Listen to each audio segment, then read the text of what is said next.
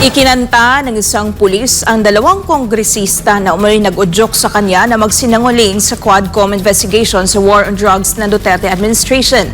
Si MJ Mondihar sa report. There must be someone to rise up to the occasion. Matapang na humarap sa investigasyon sa Senado si dating Mandaluyong Police Chief Hector Grijaldo.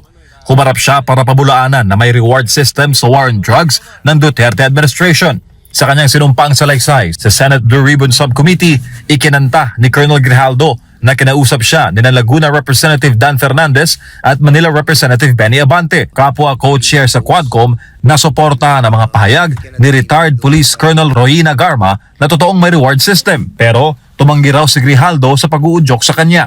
I then respectfully told Kong Dan Fernandez that anybody can debunk my statement if I confirm the testimony of Colonel Garma about the DDS in 1999, since I was not a member of PNP at the time. And I have no personal knowledge as to the reward system.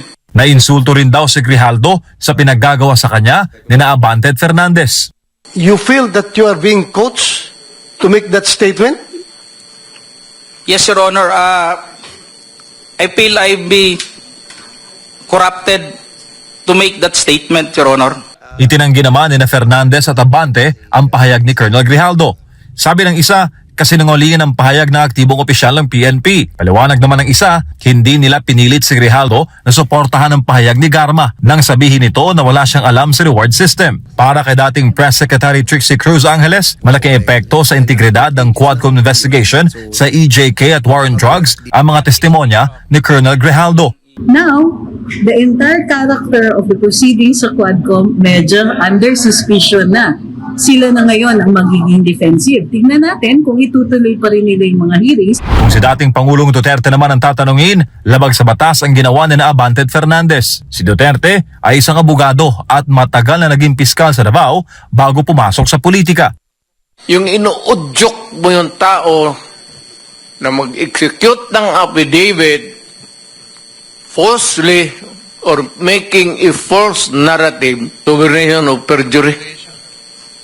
Yes, that's a crime under the revised penal code. Hindi palalampasin ng dating presidente ang nangyari at nangakong magsasampa ng kaso. Hiniling naman sa Senado na isalang sa Witness Protection Program ng DOJ si Grijaldo. Yung congressman,